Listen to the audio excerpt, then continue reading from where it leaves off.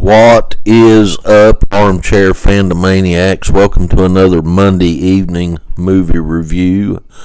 This week we'll be covering the 1981 film Taps, starring George C. Scott, Timothy Hutton, Sean Penn, and Tom Cruise. Now, before we get started, I'd like for you to hit the subscribe button, hit the notification bell to receive alerts when a new video is available. Like this video, share this video, and leave a comment in the comment section below. You can also follow the Armchair Fandom community at the Armchair Fandom Facebook group and on Twitter at armchair_fandom.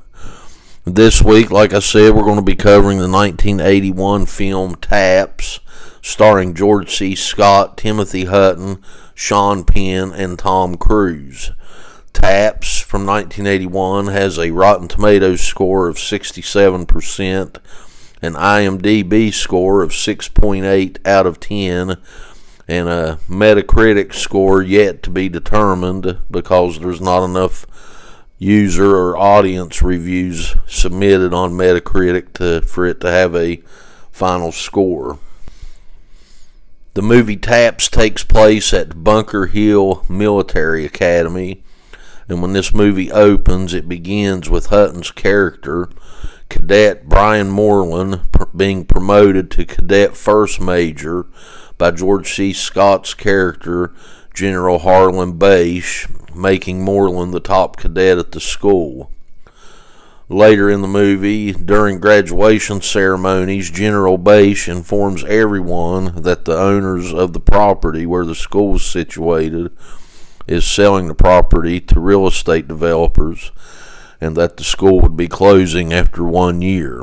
And while General Bache and the cadets are attending a formal night out, some of the cadets are harassed by townies, quote unquote.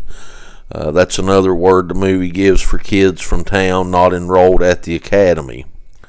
This event leads to one of the townies pulling General Bache's pistol and firing it, hitting another one of the townies, causing his death.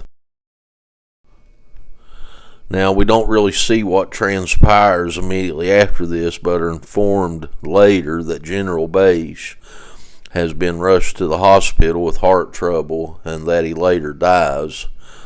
And this series of events causes the property owners to state that the school will be closed immediately. And Cadet First Major Brian Moreland then takes it upon himself to seize the weapons at the school and lead the other cadets in holding the property until certain demands are met. The remainder of this movie is about the cadets holding the property while military authorities are trying to convince them to give it up.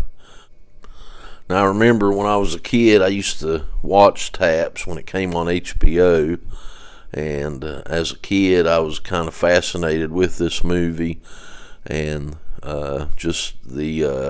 it struck me as being more emotional and being a lot better of a movie than what I realized watching it last week to get ready to review it for you guys. Like I said, I used to think this movie was a lot better than I now realize. After watching Taps from an analytical perspective, there are some major issues I have with it.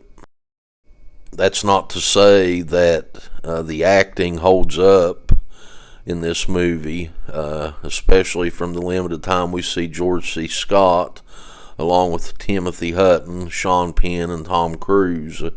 But there are no well-established motivations for why these cadets would take such dangerous and future and life-threatening chances just to keep this school open.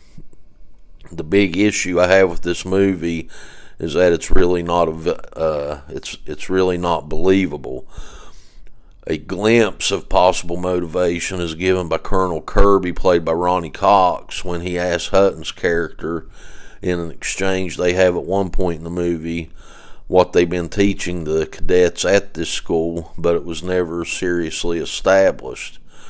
the implications you could draw from that exchange is that General Bache, again played by George C. Scott, could have possibly instilled in these kids a warped sense of honor, but again, it's never established. We're left with just being forced to accept that one or more of these cadets were mentally unstable, which does not come across in the portrayal of the characters. Now, Cadet Captain David Shawn, played by Tom Cruise, gives us a glimpse of this possibility of some of the kids being mentally unstable near the end of the movie, but at that point it just feels out of place. So with all that said, if you've never seen Taps, I would ask you to find it and watch it.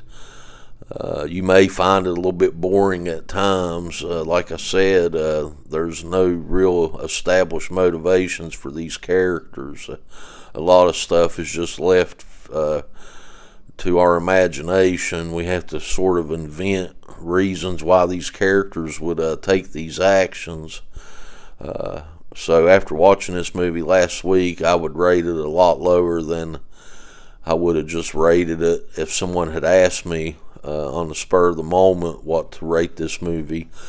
So after watching it this time, I would give Taps from 1981 a 2.5 out of 5 armchairs. Now, if you enjoyed this video, subscribe, hit the notification bell to receive alerts when a new video is available. Like this video, share this video, and leave a comment in the comments section. Like I said earlier, you can follow the Armchair Fandom community at the Armchair Fandom Facebook group and on Twitter at armchair_fandom. Thank you and have a good evening.